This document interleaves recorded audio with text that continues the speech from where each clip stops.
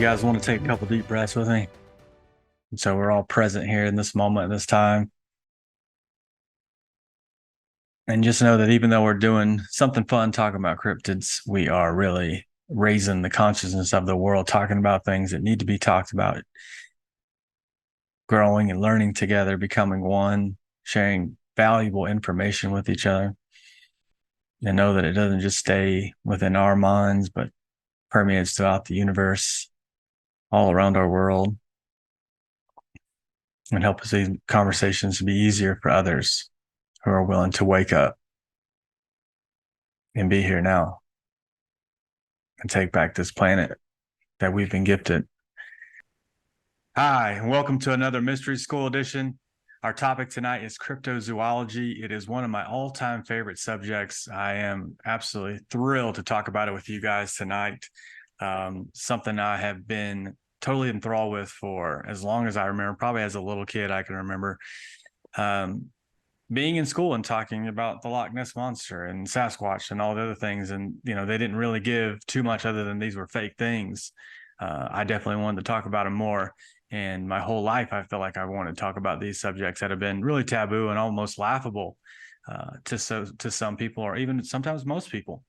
But now, after doing my own research and looking at things with a tooth comb and really going through all the data and leaving no rocks unturned, no information unseen, and giving it my full attention, I have come to some really big realizations. And I'm sure some of you guys out there have come into a lot of your own realizations too about many of the cryptids. I'm super excited tonight to talk about them. The first one in general is my all-time favorite and probably the staple of cryptids in general. And so that's why I chose it to be first. So if we could go ahead and start that slideshow. Again, cryptozoology, one of my favorite topics. And we will only scratch the surface to the cryptids tonight. I probably got 7 or 8, something like that. There are dozens and dozens, if not hundreds of cryptids out there to talk about. And first of all, when I talk about cryptozoology, I'm talking about a science to study undocumented, unclassified animals, sometimes legendary or maybe even extinct animals. Something like the Bigfoot, Loch Ness Monster, Chupacabra, Yetis, Michaelia and Bembe. We're going to talk about a few of those tonight, but we're talking about things that aren't in the science books, yet people see them and have seen them for hundreds or sometimes thousands of years.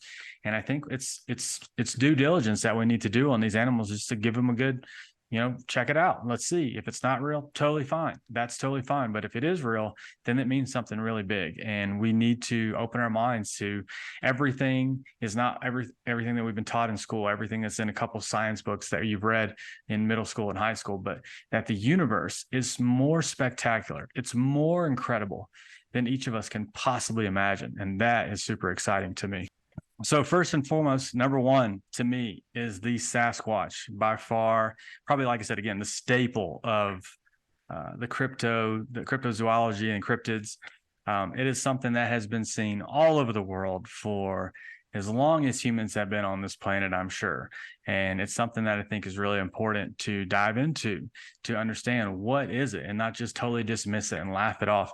Give it its due diligence. Let's talk about it, and let's do it tonight.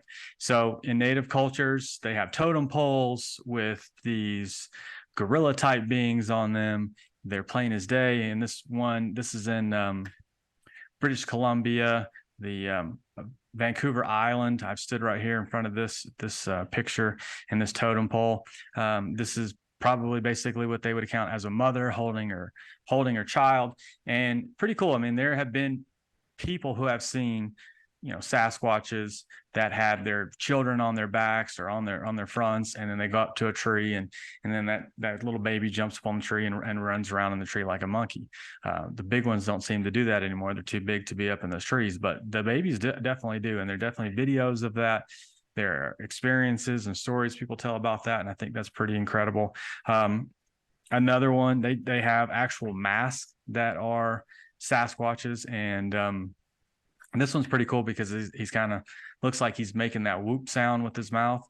There's no doubt, that's what you have to your mouth has to look like. to even make that sound. And that's what people say, Sasquatch are doing. They're whooping and they're extremely loud, just like monkeys or gorillas would do over, vast distances, so they can contact and, talk to the other ones. And they're very loud.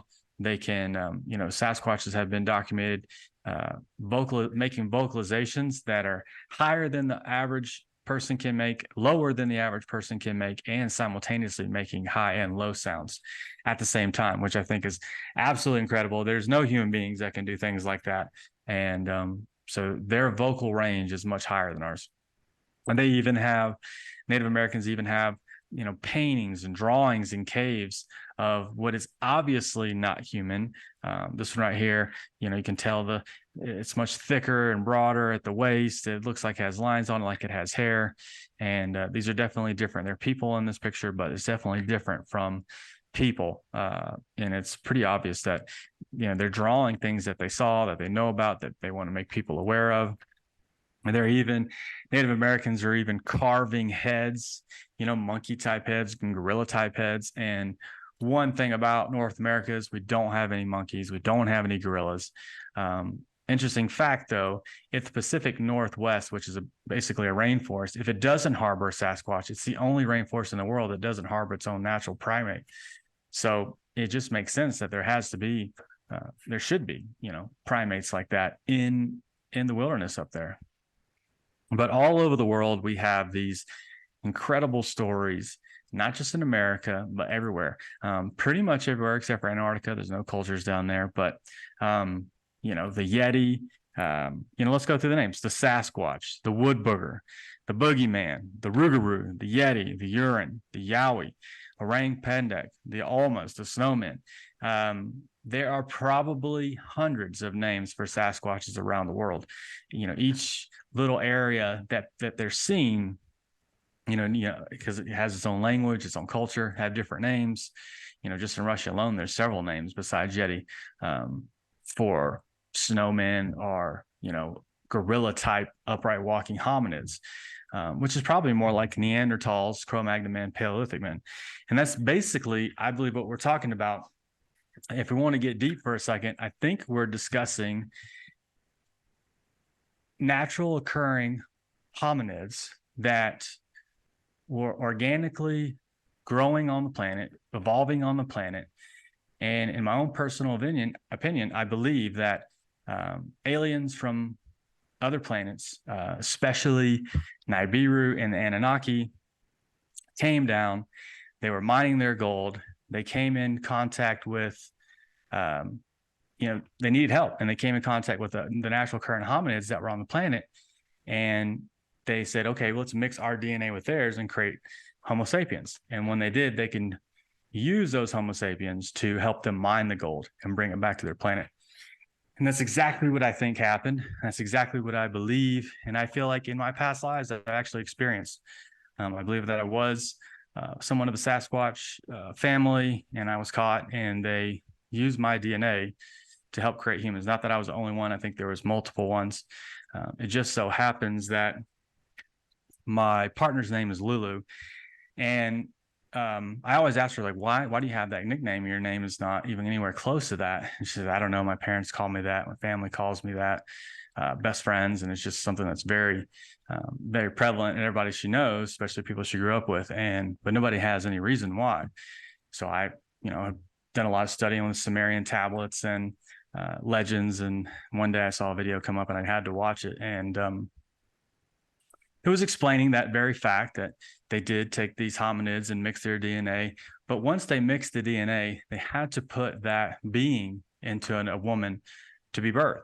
And they called that woman the Lulu. And when I saw that, I just, hair stood up on my arms and all over my body. And I was like, wow, that's pretty incredible. I was searching for the meaning of this nickname, and all of a sudden, asking the universe to give it to me. And then here it was. So that's pretty incredible. That's just my personal story, my connection. I've always been very, called and enamored by these beings and the look in their faces, and something that resonated really highly for me. And so my whole life, I feel like I've just been really intrigued in these creatures and in these animals.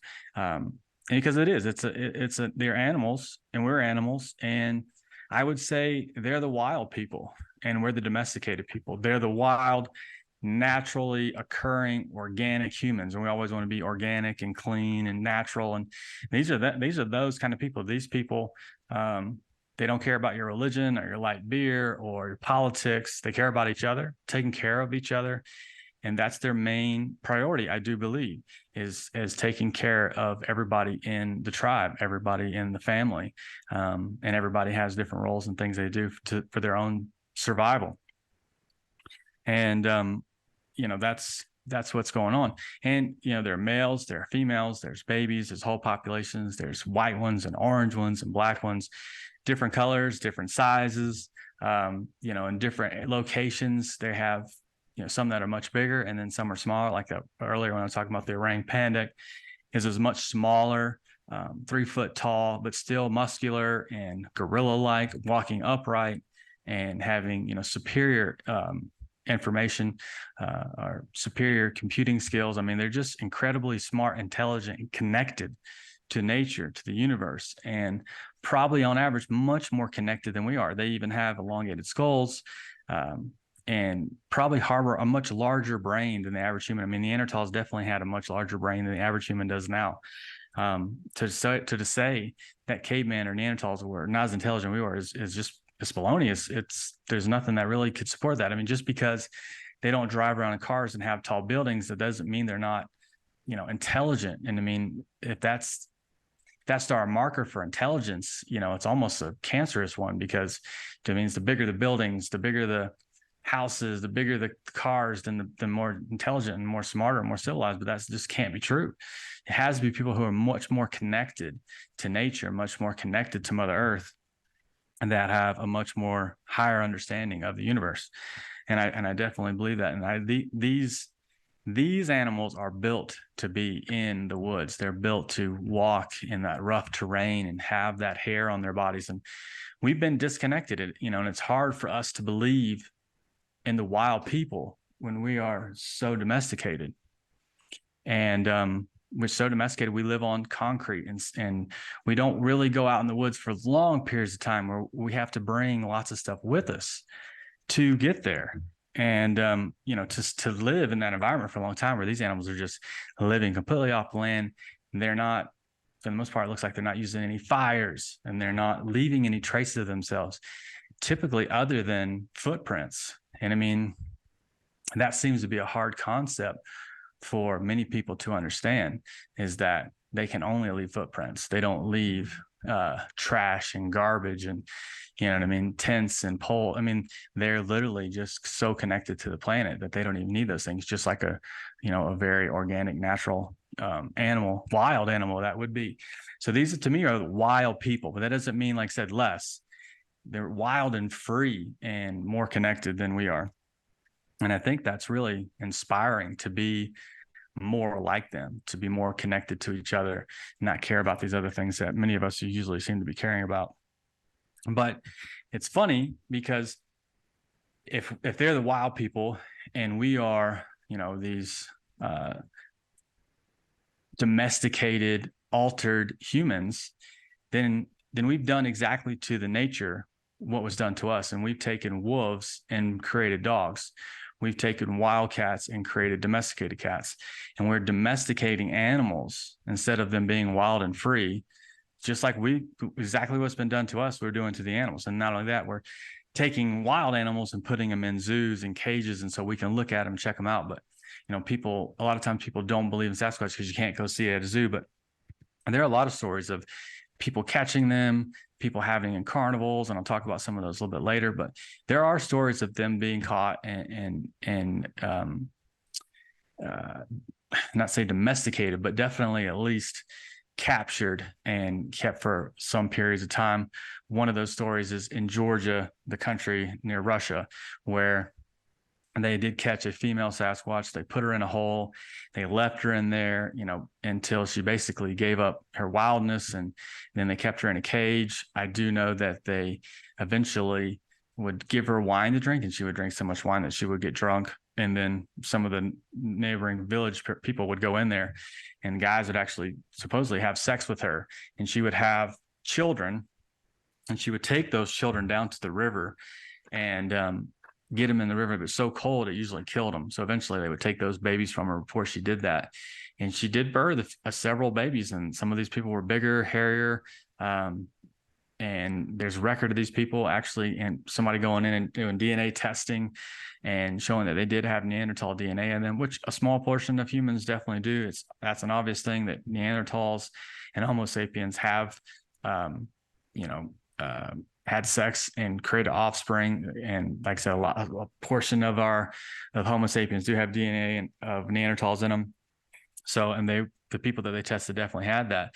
And some of them had weird abilities, like they could, a little bit stronger, a little bit more hair, a little less neck. That's the story. And there's several stories of people having caught these things sometimes and take them around to circuses or carnivals or whatever.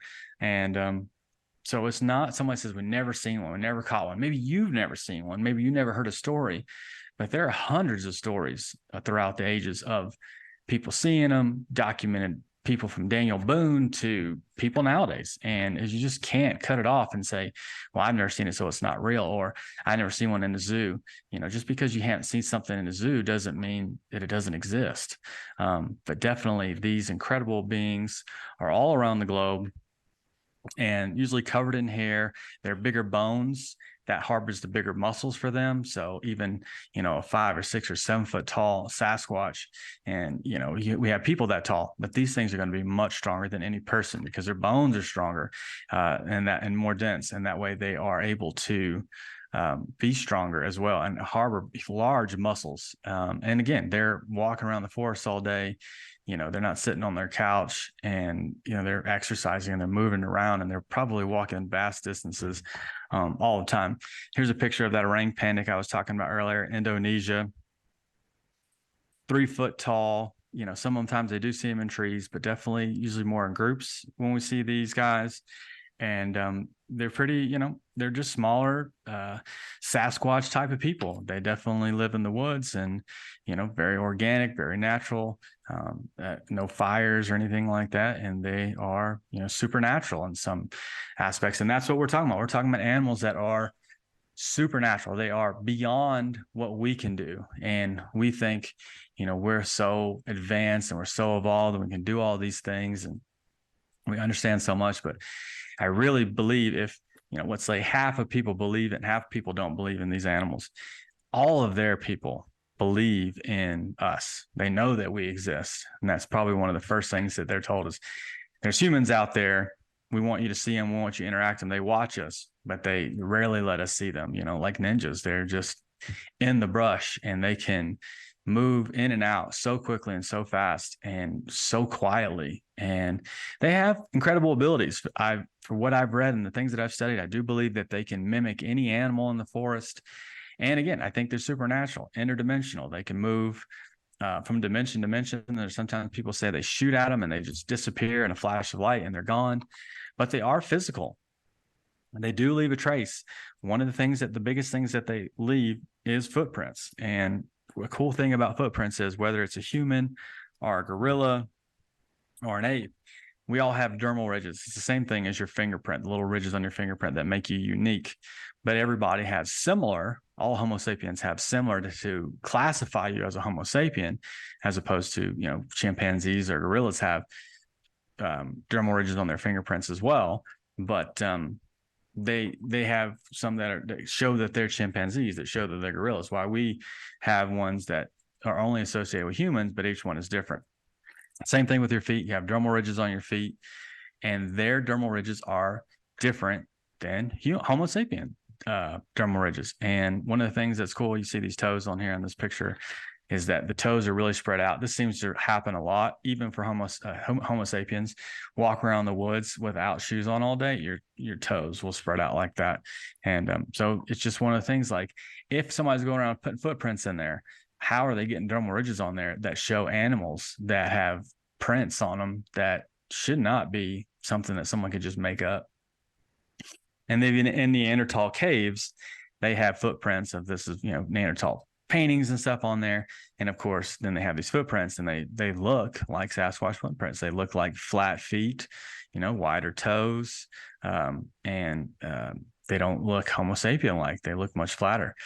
And that brings us to Patty, the Roger Gimlin film, 1967. He goes out to make a movie about Sasquatches, and he finds one. And this is a female Sasquatch, which, again, this video has never been debunked, because people said that they were a person in the film, but no one's ever produced the costume. Of course, there is no person that's going to produce a costume, because I don't think there is one. When you watch Patty, as they call her in this movie that's just a few seconds long, you watch her breast bounce up and down. You see she has a herniated disc in her leg that pops as she walks. Her gait is different than a human. She turns and looks, and you can see the hair on her side is much less and shorter than what's around her whole body. If this is a suit, this is the most incredible suit. I mean, this is the time when they're making Planet of the Apes. So there's nothing. This is way beyond anything probably that we're making today. Again, with the breast bouncing up and down as she walks. This is an absolutely incredible. When you see her arm, she looks muscular. You can see her muscles ripping in her body as she walks, and her muscles are a little bit different than the Homo sapien muscles. This is an incredible video.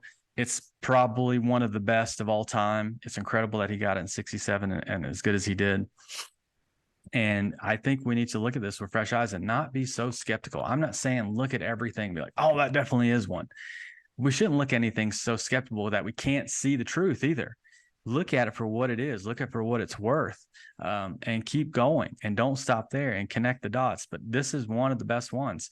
This video is absolutely incredible when you really take a second and look at it. And the arms are way down next to her knees, as those Cro-Magnon men and Neanderthals are, because they're much more primate-like than we are, much more gorilla-like in that way, that and ours are much shorter. Again, we've been manipulated. We don't have the hair on our bodies, yet we have to wear clothes because we get cold. We don't have the vocalizations that these animals can make. We don't have the muscles that these things have, and we just can't cut it naturally as these animals do. And a lot of people are counting on that. A lot of people are counting that we're going to be domesticated folks that need water sent to them and electricity sent to them, because we're so helpless and we're so, domesticated, that we need all these things. We're little babies in the world, but these are the masters of life, the masters of the world. They don't need your life. They don't need your religion. They don't need your light beer. They don't need your politics. They're like, we got everything. We don't need anything from you guys. That's the ultimate badass, as far as I'm concerned. Anybody who's completely independent on themselves without any, suckling off the government, like, they're awesome. This is exactly why they probably don't want you to know about these animals more than anything. Plus, we would have to protect large areas of wilderness, which we cut down all the time. And here's an artist rendering of what Patty looked like, a drawing of what they thought she probably looked like close up. And it looks, yes, it's got that gorilla type look in it. When you look in the eyes, it looks, like it's got intelligent. It looks super intelligent and smart and all the things. And we need to open up our eyes just a little bit and realize that these animals are incredible. They are probably well more advanced than we are. I mean, a lot of times people see them getting in and out of spaceships when, lights in the sky happen, they come down. People say they see Sasquatches get in and out of spacecraft. I mean, Star Wars is not a, crazy sci-fi movie. It's pretty much a documentary. Chewie is the main character. And they definitely get in and out of those craft. And there's just so many stories. I could go on and on for hours and hours about just stories about, people catching them. I mean, this is the Iceman, which went around in the carnival, and he got shot with a shotgun just under his arm. And so they froze him. They take him around the carnivals and the circuses, and people look at him. And one thing that's hard when you have like wax dummies and stuff is to do hair, and you stick hair and then you have to pull it out and just keep doing that to create all the hair on the body. Well, it creates a little hole in the body apparently when you do that. And so it's pretty easy to tell when something's fake because you can see all the holes from the hair. This animal didn't have that. It looked like it had been shot by a gun. No one could debunk it. And then all of a sudden, just one day, it just completely disappears. So there are stories of people who have caught live ones, people that have shot them and displayed them, and they're taken out, they're taken away. Once it's too much, people get rid of those things. And I don't know if they pay somebody off, if they steal it, whatever, but they're just gone. Another one, there was another circus where someone had a juvenile and they took it around, and eventually it sounds like it got away on a train ride to one of the next cities.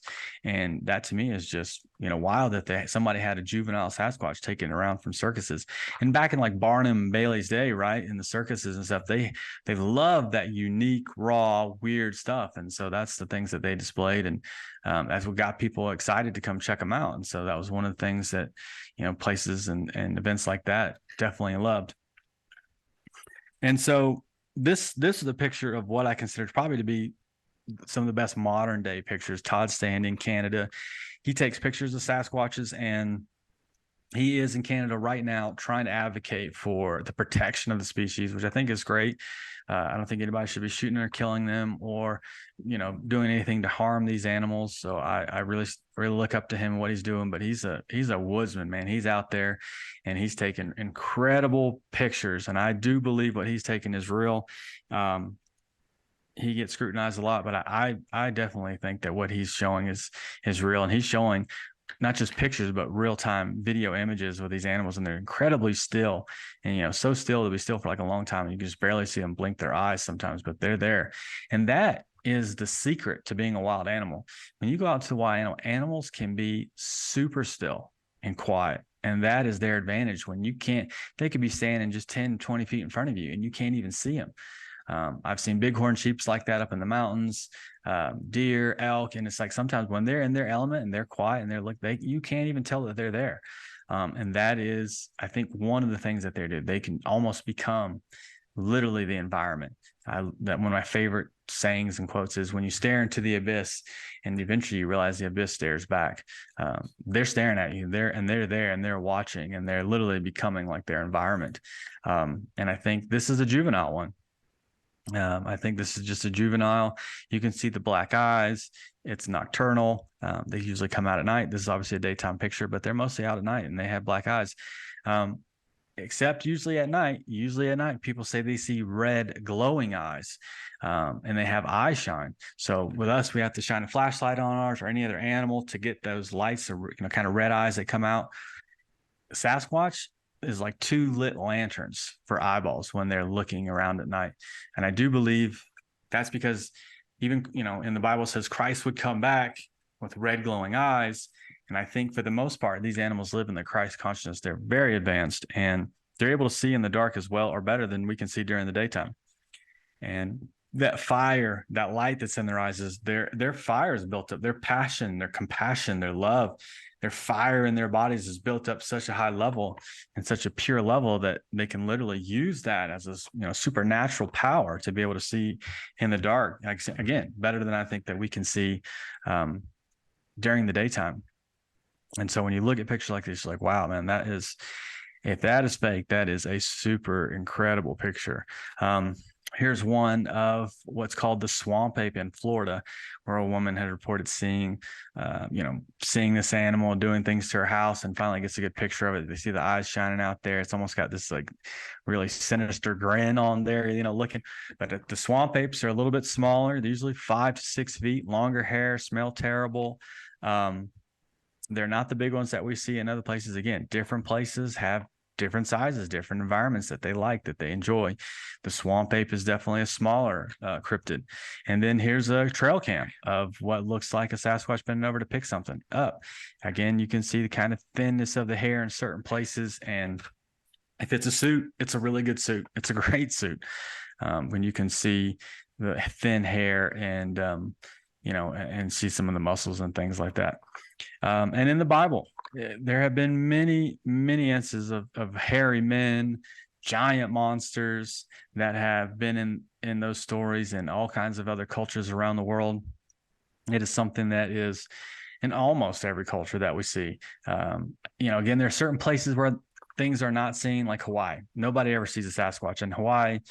And that kind of breaks the thought that, okay, people are hallucinating. If they're hallucinating, how come they don't see them in Hawaii? If they're hallucinating, they should be hallucinating in every place all around the globe and see the same thing. at least some points everywhere, but they only see them in certain places, especially high precipitation, especially different times of the year.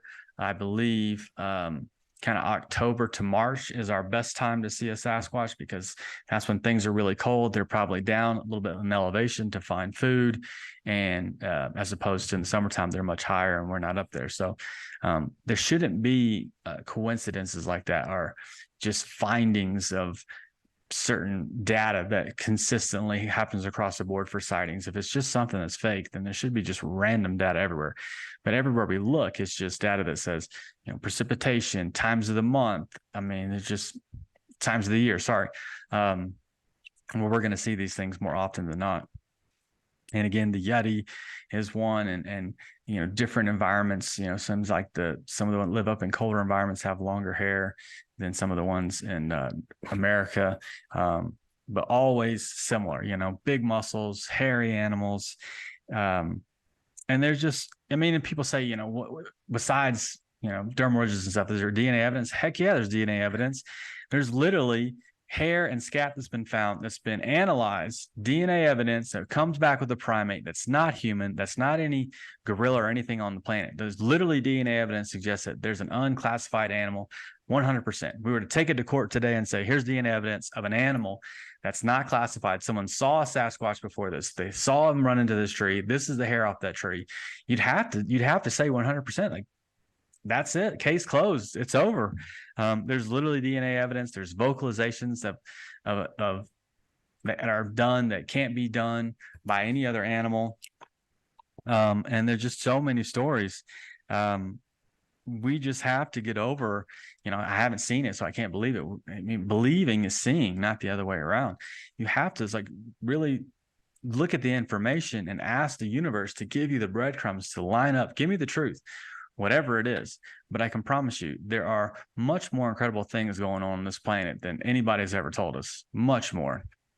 And this is Jeff Meldrum, who is one of the leading Sasquatch researchers. And this is just a fake, basically, Sasquatch skeleton that he made just to show something that's 8 feet tall and big. And I think it's just a cool picture. It's not a real skeleton, obviously, but just to show you what something like this looks like, with the hands all the way down, big hands, the big bones, big heads, and what something like that, what it would look like close up. And I think these things are monsters. And, anybody says, how come there's a lot of great videos out there, but if somebody saw an 8 or 9 foot tall monster gorilla man out there, most folks are not looking for their phone. You're not looking for, how can I get this? I mean, some people describe the growl as an elephant and a lion and tiger all at one time. And these things are scary. And before people even see them or smell them, a lot of people report that all the hair on their bodies is standing straight up on them, and they're terrified, and they get out of there before they even see or hear or smell anything, which, just goes to show you, like, you are kind of wired to be afraid of this thing, just like I heard Joe Rogan one time talking about, I was on went to a dog park, and somebody brought a wolf out there. And most of these dogs have never, ever seen a wolf. No one's ever told a dog about a wolf. But as soon as a wolf steps out there, all the dogs run away, and their tails go under them, and they're terrified. You know what I mean? They innately know that's the wild guy, and he will kill us and eat us. He's the one to fear. He's that powerful. He's that strong. Even wolves that, they're not 100%. I think most people can only have 90, 95%. But when they come out on the dog park, most of the other dogs know, and they run away scared, even the little ones to the big ones.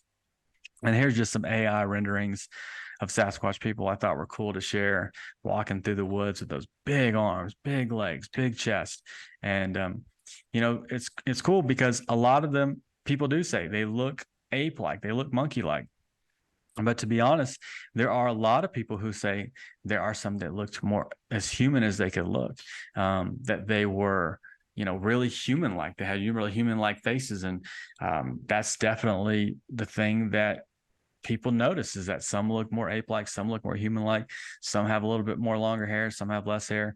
They vary from area to area, and sightings that people have, just like people vary. We vary in skin color and hair color and height and width and all the things. So, and then Asian people look different than Caucasians and, everybody else. So in the huge greatness of diversity that we as humans, Homo sapiens, have, they have that same diversity in the Sasquatch people, I do believe, in their family and their species. Which is their strength, to have smaller ones and big ones. And just as same thing as for us, it is our greatest strength to have diversity. But some reports, again, like some of the places in Russia where they have Yetis, some people say, dude, that thing looked like a caveman. It looked like a Neanderthal. And so those are the differences that we see sometimes with the Sasquatches and Yetis. And there are differences, and they're not all the same. They're not all this brown or black, big looking men. Some of them are women, and some of are females, and some of them are younger juveniles and smaller monkey looking animals that are, smaller babies and stuff. But they do grow up to be these really large, sometimes 10 feet or more. Sometimes, I've heard 13, 14, 15 feet. I think there are beings out there on this planet that are 15 or 20, probably even more larger than that. And that is my opinion, I believe.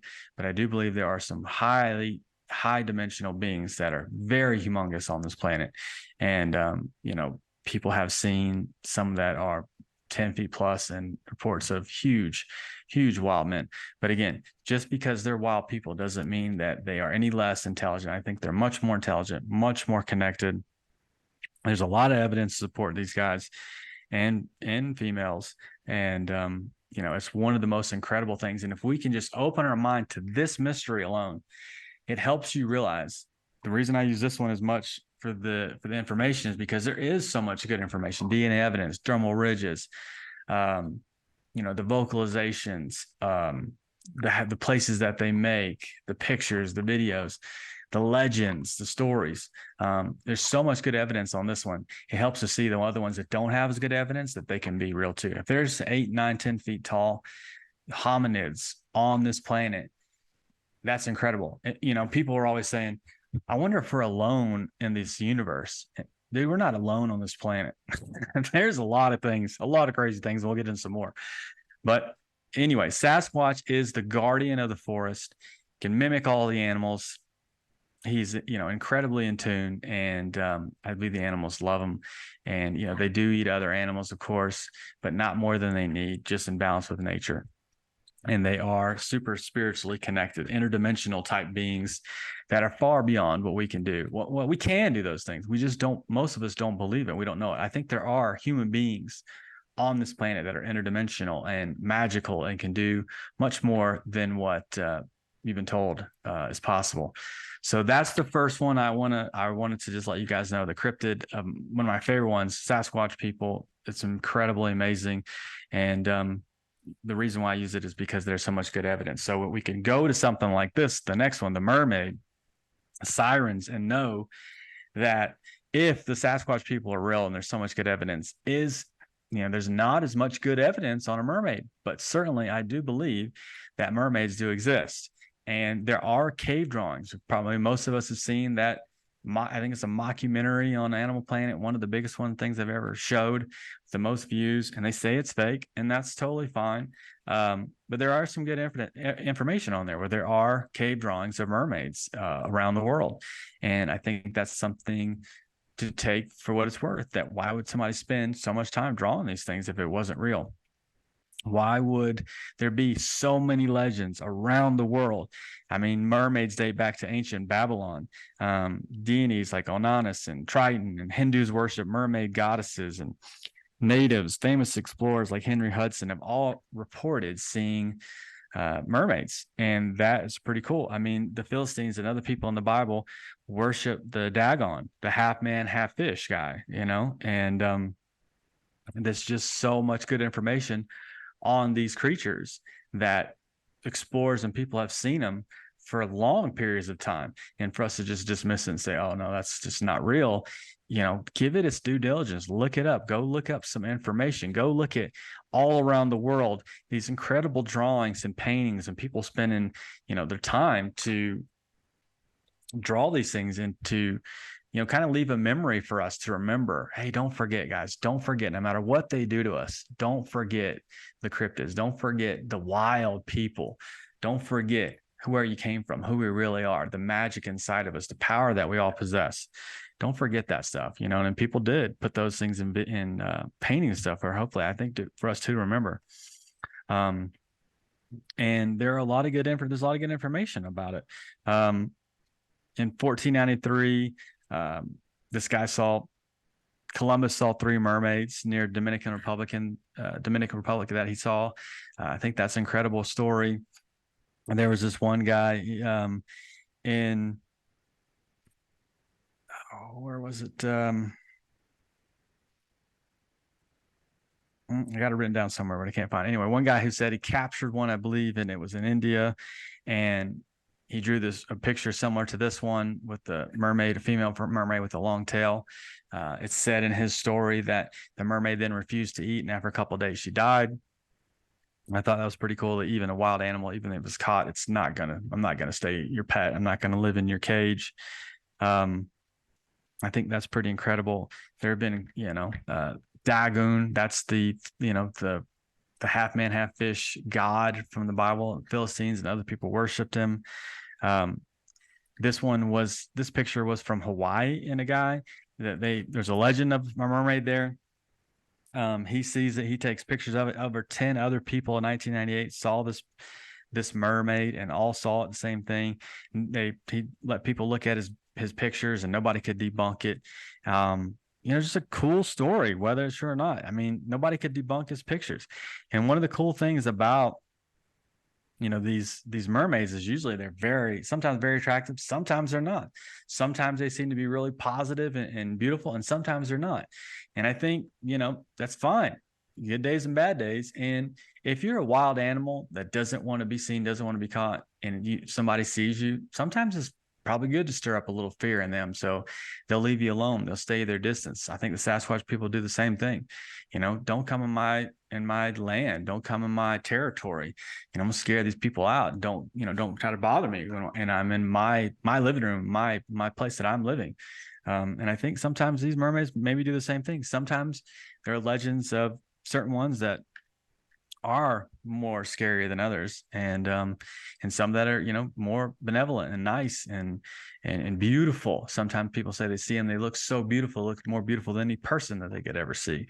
And there are mermaids, just like I told you some other stories, where they're literally taken around in exhibits and shown for a couple of years, the Fiji mermaid, and then all of a sudden it's gone. It just disappears. Like, what happened to it? And there are these kind of stories of around Alaska and the Arctic where you have these Qualupalic. It's hard to say.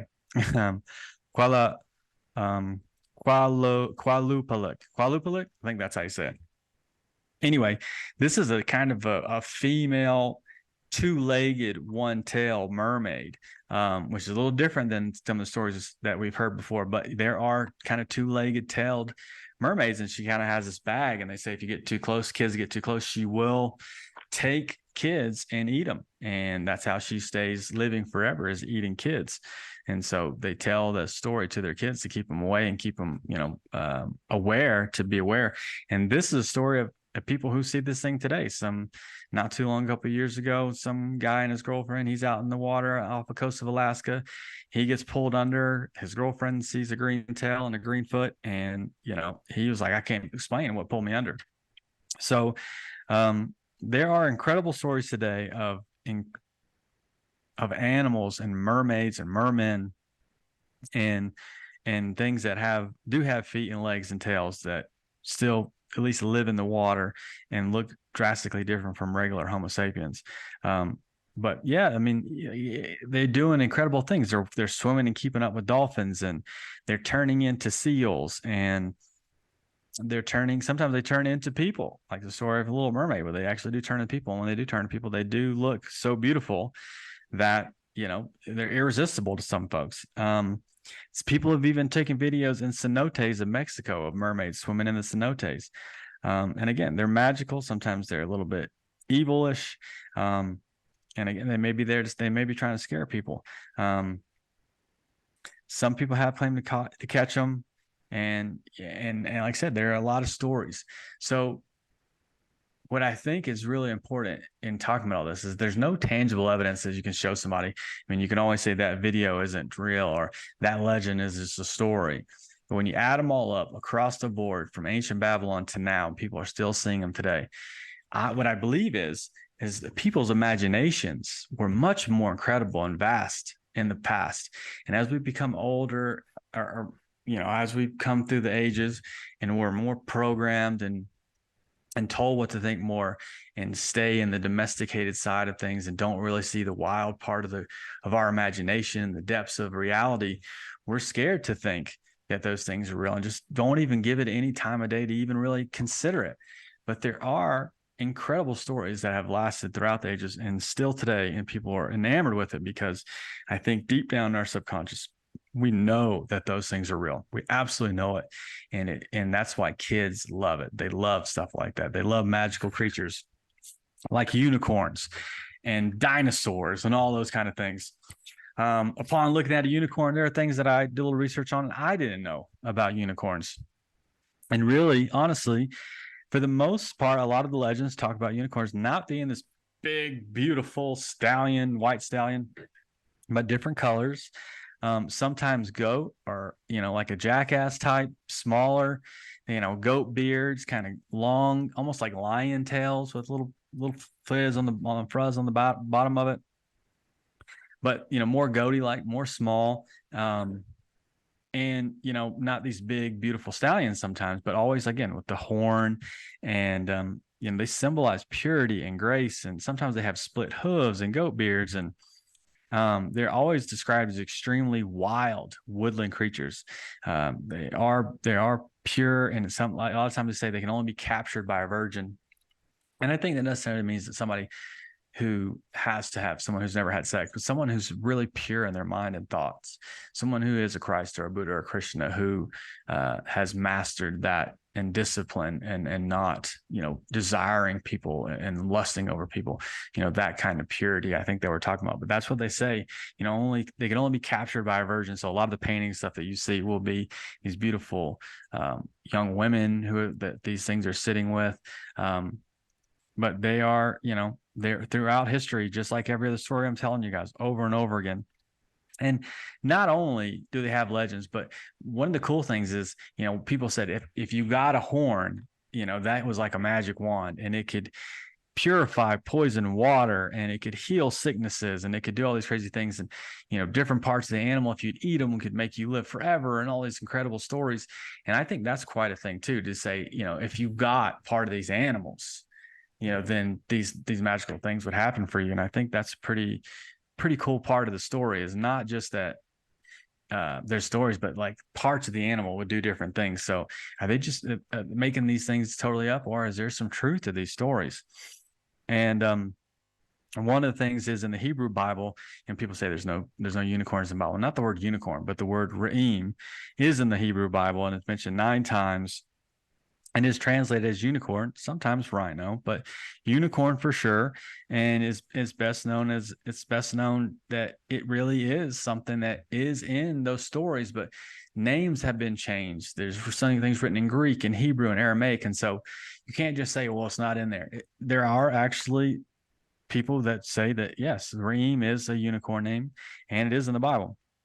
And they're known all around the world. Again, symbol in Scotland, the unicorn is believed to be the natural enemy of the lion, and so their emblems are on, their crests and stuff like that. And they're just stories and legends and tales throughout history of these incredible creatures, and that's where we have to say, oh man, are these stories, or are these things that are just made up? And they're on Babylonian seals and and stories everywhere, and we just can't say that these things are not real. Too many legends, too many stories. It's just an incredible thing to me personally. If we think about reality as this multidimensional, high points and low points and everywhere in between, these animals live in these higher dimensions. I mean, And it's not to say that how did these things evolve? We have to figure out how they evolved so we can know how they exist. Like, no, to get off of that, realize that it doesn't matter how they came evolved. I mean, it could be literally an enlightened horse for all we know. It'd be like the Buddha of a horse or the Christ horse. You know what I mean? Who cares? But at the end of the day, this is a magical creature who is far beyond, probably the average human being. Its intellect, its spirituality, and probably some of us have literally been unicorns. And then as the fall from grace of these incredibly divine creatures, we fall to humans, and we go through that kind of dark period to learn the contrast to become beautiful spiritual beings again. But these animals, all over the place, all over the cultures. One of the things that was pretty cool, I realized they had split hooves. And like I said, it's just not, they're more kind of goaty-like sometimes than these big, beautiful white unicorns that we see today. But maybe they've evolved into that now. I don't know. And this is a kind of mosaic from 1213 in Ravenna of a unicorn. So they're absolutely everywhere and throughout history. But one of the pictures that I saw that really kind of grabbed my attention was this picture. And this was this trapped unicorn in a fence, and that's it, right? At the minute we see something magical, something incredible, we want to cage it, we want to lock it up, we want to hold it, we want to obtain it. And no wonder these incredible spiritual animals don't want to be caught. They don't want to be caged. They don't want to be found. So they become more elusive. They don't let us see them as much anymore. And, and our imaginations have dwindled to that of nothing. And so we can't imagine that these things still exist. So we're not going to see them. You know what I mean? We have to start to open our pineal gland again. We have to start realizing that these higher dimensional creatures are all around us. There's angels all around us, and there's incredible things all around us all the time. We're just not seeing it with our eyes. I think we start to feel it with our heart first, and then we can really start to open up, and we can start to kind of meld into the ether of all that is available to us. But certainly I think now in this time in history, our evolution is speeding up, our imaginations are turning back on, and we are going to start seeing these creatures. But you're not going to see them probably in your living room. I've heard people say they've been in, big, nice houses and forests and stuff where they saw Sasquatch walk through, because they can walk through a house if they wanted to, not physically, but like interdimensionally. And I've experienced something similar to that. But they, we have to be open. We have to change our mind. We have to change the way we think, and everything that we're told is in these little books. It's not. But, again, if we're going to lock everything up and cage it, then those things don't want to be caged, and they're going to be wild and free, and they're going to run from us. So moving on, unicorns, super awesome. And there are a lot of creatures that we find sometimes in cryptids that have one horn, which is pretty cool. We'll talk about another one later. But here's one I want to move to really quick. I don't have a lot on this one because it's kind of like a new one, and there's not a lot of information on it, but it's one of my favorites, and it's super weird. And, pictures that I'm showing are not going to do it. Sadly, it's pixelated for some reason on the version that came through to my computer. Oh, yeah, I can't even see it. So, yeah, basically what we got here is like a little compass. It looks like a compass walking around. And what people are calling these things are night crawlers. They're first seen in Fresno. So sometimes people are calling them Fresno night crawlers, sometimes in Yosemite. But one of the first documented times, I think it was in 2007, this guy's dog is barking. He puts a security camera up. He wants to catch some kind of, weird animal or person or something. He catches this weird thing walking in a way that looks like a compass, and it's bending its knees, and it doesn't have a body or arms, just head and legs. And so they take this video, and there's another video that comes out in Yosemite where there's two of them. There's a bigger one, and a small one, looks like a mom or a dad and a baby, and they're walking with their body back and their legs forward, and they're bending in a gait that's, again, it's really be tough to do. I think it's just for someone to make it up. So the TV show Fact or Fake, picks it up. They try to discredit the video. They can't do it. They try to remake the video themselves, and they can't remake it. So they can't prove it was fake. And, have to say, like, they think it's a real video and they don't know what it is. Well, pretty cool. And I think that was pretty neat just in itself. And I've watched a lot of videos on it. But one thing most videos don't really talk about is that the native people in that area in Yosemite and stuff have literally built, these statues showing these nightcrawler people who they say, some of them say, are extraterrestrials from a kind of a swampy, boggy planet. That's why they can walk the way they do and walk around better. But these are like highly spiritually animals that help us awaken and help us get connected to nature, that they are from our planet. Whether they are from another planet or not, I think is absolutely awesome that there are these creatures found. And there are a couple other places where people have seen similar stuff. But for the most part, these white, walking compass looking guys with legs and a head, mostly seen in the California area from Fresno to Yosemite. Very, very cool, very neat. Like I said, you don't see that in very many other places. Been some stuff kind of close, but again, they say this is a creature that is here to connect us. It's here to help us wake up. It's here to get us connected back to nature. And I think that's super cool. And they almost kind of, there's no, reports of them being angry or mean or ferocious or anything like that. I would love to see one of these things in the wild. I think you're talking about something that may look as crazy as something from Alice in Wonderland, from your wildest imagination, and maybe something that's really cool, and something that is kind of benign and beautiful and wonderful as a unicorn or something. Just not a cryptid that we normally see. It's something I just wanted to throw out there because I thought it would be fun. I thought you guys would enjoy it. But that brings me to the next cryptid, which is probably one of our most famous cryptids of all time. Nessie. You guys all know Nessie. Probably some lesser ones that you probably don't know about. It would be Champ from Lake Champlain and Ogopogo, are two similar creatures where they are said to be like plesiosaur type creatures. Sadly, that last picture, the surgeon picture, they say after overtime has been something that's fake, and it probably is. I don't show you pictures and make you believe things, but the legend is true. This legend holds for a long time, and Loch Ness and that area around it has always been a high energy place where lots of incredible things have happened.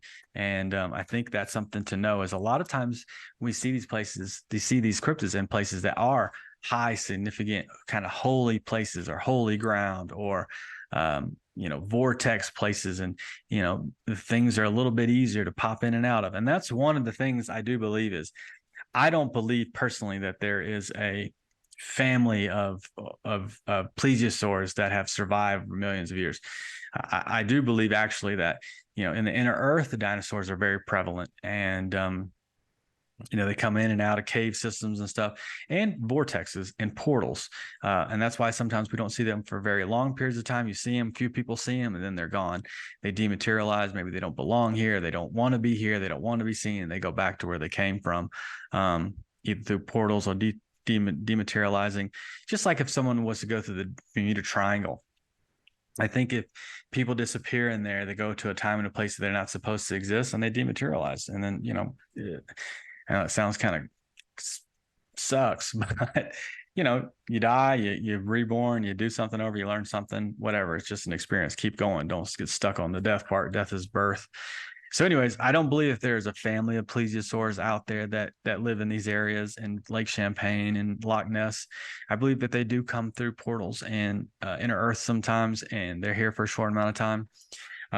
This is Champ. This is one of the best pictures of all time, I think, of what we call the plesiosaur. She said this thing rose like about 6 feet above the ground out of its head, and the body was, like 8 to 10 feet or something like that. So pretty big animal overall. Great picture that she took. Nobody can debunk it. Some people say it's a log or whatever. Definitely, just that neck alone doesn't look log-like to me. Could be. But this lady said her family, her husband, and her kids, and they all saw it for 5 or 6 minutes. She snapped this picture and said she wouldn't even have told the story had she not had the picture. And I think a lot of people who probably see these things don't tell the stories of Sasquatches and mermaids and Loch Ness, because who's going to believe you? People are going to call you crazy. And it's just not worth it sometimes. And you might tell your closest friends, but a lot of these stories and these sightings probably never get out. So what we have are hundreds or thousands, could be much, much, much more throughout history of these incredible documentations of these sightings. But yeah, a lot of these people, they go back. I mean, even Lake Champlain, 1609, Samuel D. Champlain said he saw 8 to 10 feet with scales and double rows of teeth. And, that's what he claimed. And so since the lake has been named for this explorer guy, people have seen it. And sometimes sightings up to 25 or 30 feet, almost capsizing boats, numerous witnesses. One lady even said that she found in Lake Champlain echolocation, which is only done by like whales and dolphins. And she shows this echolocation and she says this thing is highly intelligent, and there's no whales and no dolphins in Lake Champlain. So what is making these echolocations? It's just fascinating stuff. And like I said, one thing is good, but when you have coincidence or coincidence after over and over and over again, or anomaly after and over again, you have to ask yourself eventually, like, one or two is one thing, and it just keeps happening. You have to like, maybe there's something to this. And I mean, I learned this in the little bit of study that I did on these things, and the 40 to 60 degrees north lines of latitude, 40 to 60 degrees north lines of latitude in the northern hemisphere is like the lake monster belt. So that little belt across the planet is where we see almost all the lake monsters. Like, this temperature is like the best place, or this area, or this line, I think. And that goes along with kind of like the grid and the ley lines of the planet. There's certain places we're going to see certain things. And that's certainly where we see these incredible lake monsters, or sea dragons, or whatever you want to call them. But they seem to be on this, this line across the planet that's pretty obvious for people to see. Water horses, I guess some people call them. All I know is I would absolutely love to see this. I think it would be incredible. It's just, it makes me realize, the universe is so much more incredible than we could possibly imagine. And I'm thankful right now, saying this, that we don't have this really bland, unimaginable universe. There's everything's possible. All things are out there. Everything that you can imagine and beyond that is out there. And that's a cool part, of this universe, is that there are so many incredible things, and we're not even talking about the tip of the iceberg here. There's so many other cool things. And that brings us to the Thunderbird legend, which is, again, another one of my favorites. Talk about mostly in the Southwest here in America, but it definitely stretches north of that. The Thunderbird is frequently depicted in art, songs, and oral histories of many Pacific Northwest coast cultures, but is also found in various forms among some people of the American Southwest, East Coast of the United States, Great Lakes, and Great Plains. One of the coolest stories that I heard about, and sometimes people say they look like giant birds, and sometimes we talk about pterodactyls, and I think could be both. I never say it's this or that. I like that it could be both. You never know what could come through a portal. But one of the craziest stories I found was in April 26, 1880, in Tombstone, Arizona. Yes, the OK Corral City. There's a newspaper that printed a startling report that two cowboys saw a giant bird outside of town, shot it, carried it into a gigantic carcass into Tombstone. The creature's wingspan, they said, was an alarming 160 feet, which is, I don't even know, how would you carry that thing? 92 feet long, and had a head that was 8 feet long and had no feathers, but a smooth skin and wing flaps composed of a thick and nearly transparent membrane, easily penetrated by a bullet. And that, like I said, I don't even know how you would move something that big, but that's a story out of Tombstone. And maybe it was just a legend, but they said that there was a picture. Nobody knows where the picture is anymore, again, with a lot of these things. So I think all the pictures I'm showing you now are fake. I think they're just fun to imagine, but I do think that people do now report seeing pterodactyls in those areas. And again, to me, come through a portal, a pterodactyl is here, picks up somebody, eats something, flies around, people spot it, maybe in a couple minutes, hours, it's gone. And there's no trace. It dematerializes. It's not supposed to be here. And so it doesn't exist in here in our reality. Our imaginations are so poor, we can't see it. But, just like kind of like channels, right? So I was talking about like just dimensions. So think about it as like channels on the TV. When you're watching it back in the day, when I grew up, they had like rabbit ears. You could watch channel 36 and you could see a little bit of 35 on there, sometimes. And they would just kind of come through, and a little bit, you could see an arm or a leg or a head sometimes. You could see other channels kind of coming through your channel because you didn't have a really clear reception. I think maybe that's what's happening sometimes. You're just seeing something that is real. It is something that's valid. It just doesn't exist in this channel. And so, you see it for a second, it disappears, it's gone. But I wouldn't discredit. There are a lot of scenarios I think that could be real and authentic, and we shouldn't just say, "Oh, that's a dinosaur that lived 65 million years ago." We shouldn't say that those people are telling the truth. I mean, why not? I mean, I don't think most people would want to tell that story because most people don't think they're going to believe anybody. But certainly, we have to just be open to different scenarios of how these things could be real, instead of just saying, well, if it's real, it has to be this. Like, who cares how it is? It's just the fact that it's there is cool enough for me. And I think sometimes that's what we always should be open to, is that these things could be real and these sightings could be there. And that if pterodactyls are happening and, plesiosaurs are happening, then we've got another instance of a story in the Congo where people call it Mokele Mbembe, which literally means the one who stops the flow of rivers, is basically a mythical water-dwelling entity that supposedly lives in the Congo, right? And sometimes described as a living creature, sometimes as a spirit, but basically a sauropod, which is a four-legged, kind of like a brontosaurus, but smaller, with a long tail, long neck, kind of the snake-like head on top. And people literally say they'll mostly see it in the water, but they say it's a plant eater. But they say if you're in a canoe, watch out, because that thing will come after you and turn them over, but it won't eat people. So I think that's pretty cool story. It's like, yeah, it will come after you. It will, stomp your canoe out, but it won't eat people. But they do show footprints of it. These people are illiterate. And so when people go in there, explorers ask what they're seeing, and they point to these dinosaurs and say, this is what we saw, they always point to sauropods. And I think that's incredible, that no matter the fact that these people haven't ever read a book or can't read books and don't have books, that they would point to the same thing over and over again and describe the same creatures. These large quadrupeds, herbivores with smooth skin, a long neck.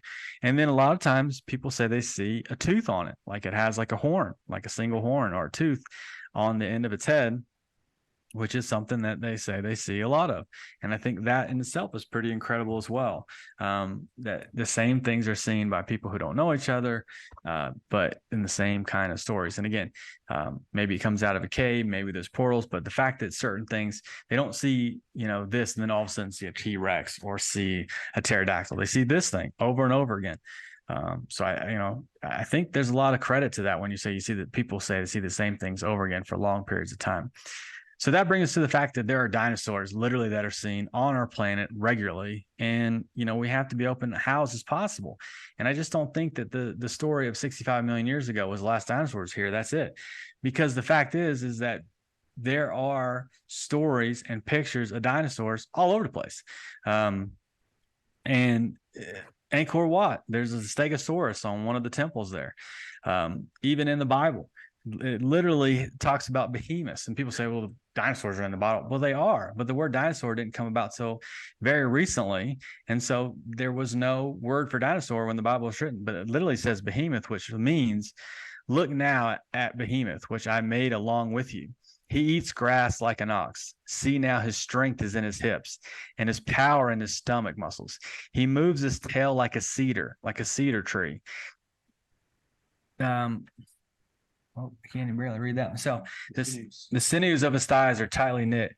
His bones are like beams of bronze, his ribs like bars of iron. He is the first of the ways of God. Like literally talking about this thing being massive. I don't think there's anything on the planet, not even an elephant, that is described, because an elephant has a very, very small tail. This thing said it was, gigantic, big thighs, like beams of bronze, ribs of iron, and it has the tail of a cedar tree. That's not an elephant. That's something bigger and stronger and more incredible than an elephant is. So that to me is really incredible description. And the word behemoth is used a couple times in descriptions like these are saying. But that story's in the Bible, which is something that was only written relatively recently, but we know they're retelling the stories. And so what it's saying to me is that humans were on the planet at the same time as dinosaurs. And yes, I'm saying that I 100% believe that humans and dinosaurs have coexisted. And I'm not talking about just Neanderthal type people. I'm talking about the Homo sapien type ones too. And one of the best evidences for that is the Ica stones In Peru, there's a flood that happens. This illiterate farmer who can't read or write finds, I think, 15,000 stones with dinosaurs on them. There's pictures of heart and brain surgeries, people who are holding telescopes, dinosaurs.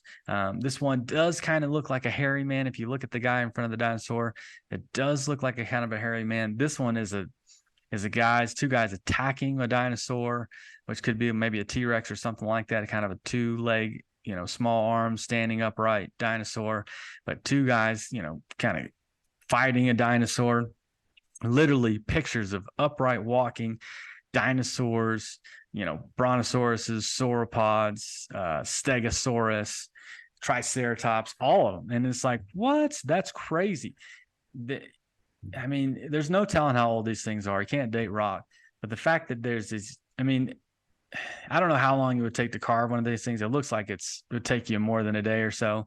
But 15,000, you're talking about years. If you carved one a day, 365, a year. I mean, you're talking about a massive amount of work. And this guy's a farmer. He works all day as a farmer. So I don't believe it's a hoax. I think this is the real deal. These are pretty incredible. And here's one where a guy's smoking his pipe and he's riding a stegosaurus. And I mean, there shouldn't be, this guy's illiterate. He shouldn't be able to draw or write a stegosaurus that's, kind of atomically correct, upright walking. And for what reason would you put a guy writing it on there? It just makes no sense, unless this is something real that somebody saw, which I do 100% believe. And I do believe that dinosaurs are actually much more intelligent than we give credit to. I think that they are highly intelligent, highly evolved, spiritual beings as well. And that many of them still do live in Earth. And there are stegosaurus and triceratopses and tyrannosaurus rexes that are still alive on this planet inside the inner Earth. I do believe that. Call me crazy, whatever you want to, but that's my opinion. And again, there are lots of these cool pictures of dinosaurs, surgeries, telescopes, all of them. And even one, probably the ultimate cryptid, the dragon. I think if Sasquatch is a staple cryptid of cryptozoology, the dragon is probably the ultimate, powerful cryptid of all time. It is the one where we've seen all over the world. A lot of people represent it with mostly China, but man, dragons all over the world, literally. Huge serpent, everybody knows that. But the dragon that we think of today with a big fat body isn't normally what history kind of tells. History does kind of tell of a more of a skinny bodied animal, but definitely huge serpent, draconian creatures that appear virtually on every continent, all cultures around the globe. And the earliest attested reports of draconic creatures resemble giant snakes. They ate livestock. People use parts of them for medicinal purposes, just like the unicorn. So again, like a dragon horn was something that was magical to have. If you ate dragon brain or heart, like it was something that, could heal, had healing properties. All these things, again, stories that go along with this thing that just makes it, something incredible. This is one I found absolutely amazing. This is on a gate. This is on Ishtar's gate from the city of Babylon. And this one is really cool because the tail is something different than you would think on a dragon. It looks almost doggish, but it has the head of like a snake. It has the front paws of a lion and the back legs of a bird. Just wild, right? Just not even what you would think a dragon to be.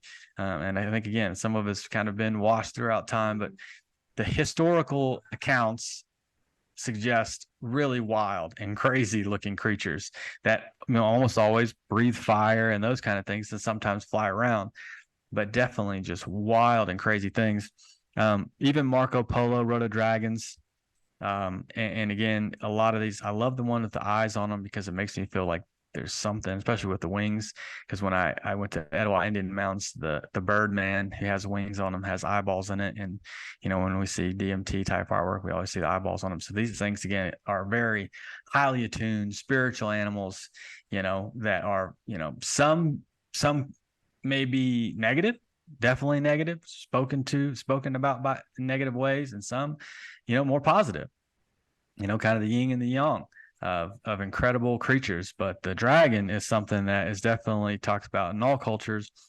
And even in the Bible, Leviathan is a sea serpent noted in theology and mythology, and in the Bible, it is referred to in several books of the Hebrew Bible. There are dragons called Rahab and Tiamat, and they're often represented by the devil, which I think is, you know, as again, stories that we have to think about. And this one, the scales, this was from Job, I believe. The scales on its back are like rows of shields. When it raises itself up, the gods are afraid. From its mouth, flaming torches, sparks of fire leap out. From its nostrils comes smoke, as from a boiling point and burning rushes. Its breath kindles coals. Its breath kindles coals, and a flame comes out of its mouth. I mean, that is just, you can't just say that they don't exist. I mean, it's like the one legend that just doesn't go away. But this one isn't a sighting that people see and talk about a lot. But that in mythology and reports and stories, it's something that people always talk about. Oh man, and I don't even think that I can read this one unless I was to like sorry, I can't read it. The typing is too small on the slide. But another Revelation 21 through 3. 21 through 3. Yeah, I'm gonna try to. Can I? Oh, that's better. Yeah, let's do this. Okay, so I saw an angel come down from heaven with the key of the abyss in his hand and an enormous chain.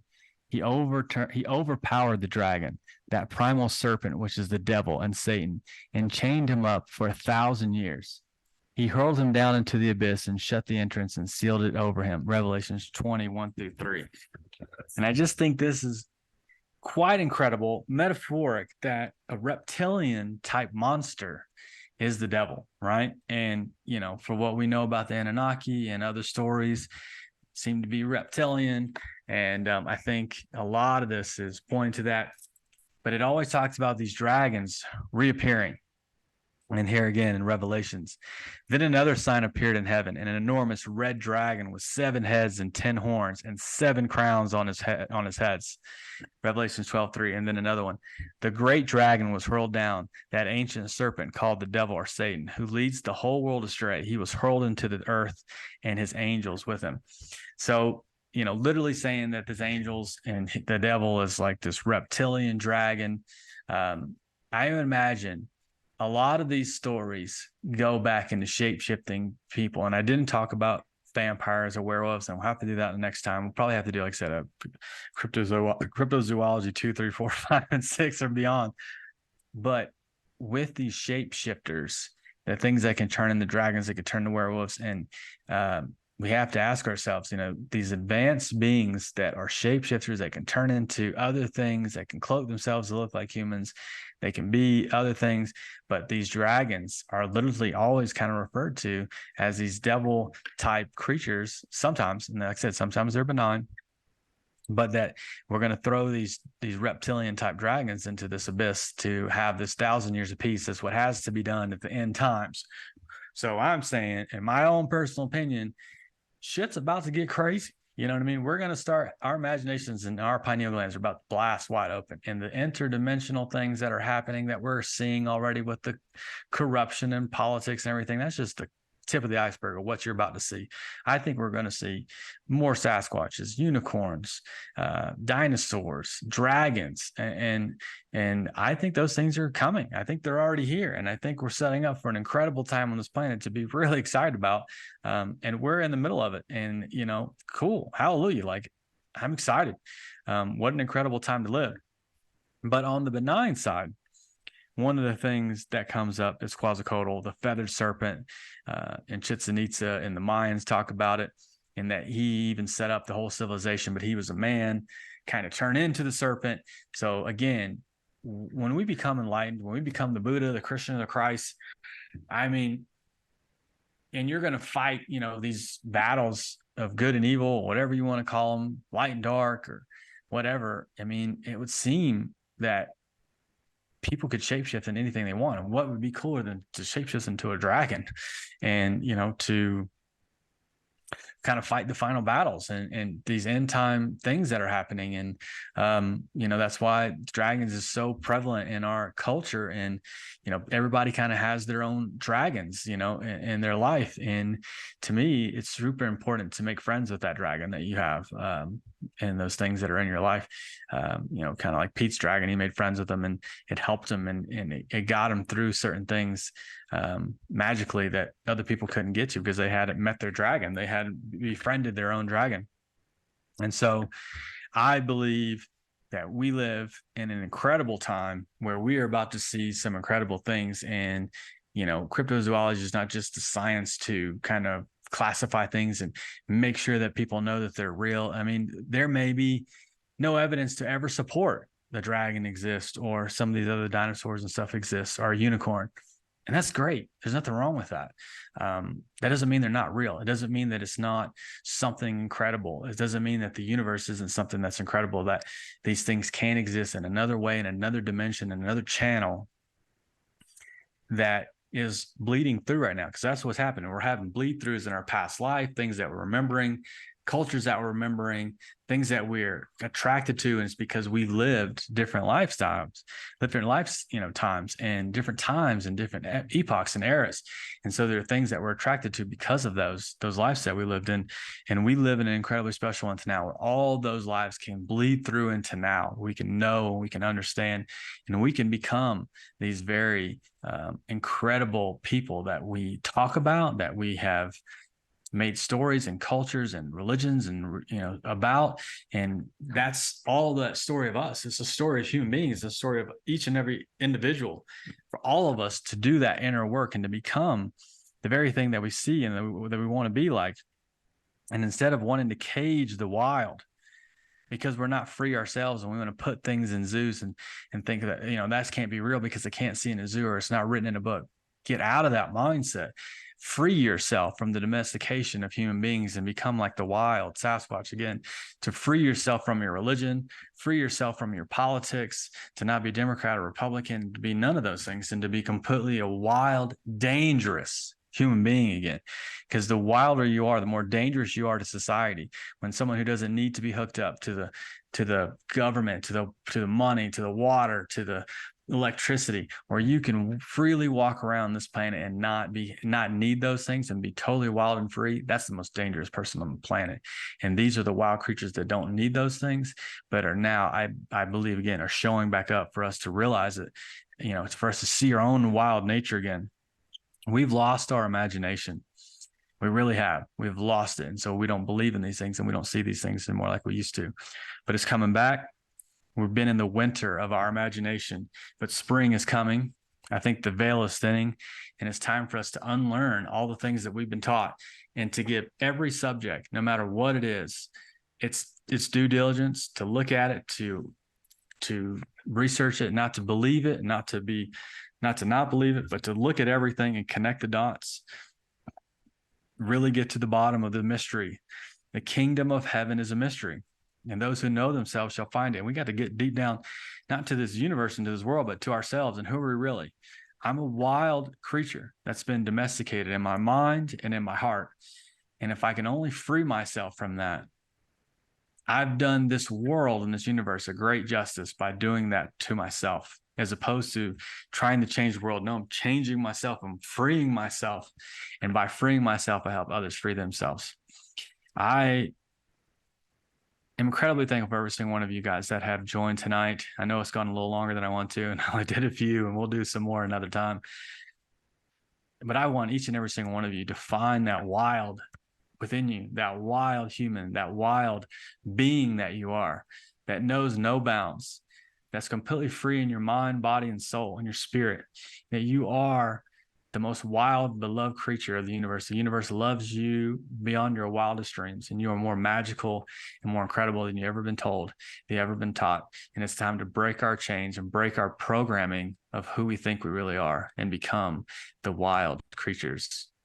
Again, I want to thank every single one of you. I'm so thankful. I'm going to say it again, to be here on Ascension Works Television, to be talking to you guys tonight, to have this little YouTube channel, Rumble channel, to have these incredible podcasts. Please like and subscribe, share them. Get the word out. I mean, it's not about me. It's about this information. If what I'm saying gets out there, it makes me feel so good because it's not about me. It's about this information that's important for us to know, to become these people again, to take back our planet, because we need to do it collectively. It was something that we have to do together. We have to get together and care about each other. Like it's your own mama, it's your own dad, it's your own brother. We're all brothers and sisters, guys. Every single one of us. We can't look at each other because the color of our skin or our politics are different. Screw that. We are all one. We're all humans, and we're all Mother Earth's children. I want to say thank you guys so much. The divine in me sees, honors, and recognizes the divine in each and every single one of you. Namaste.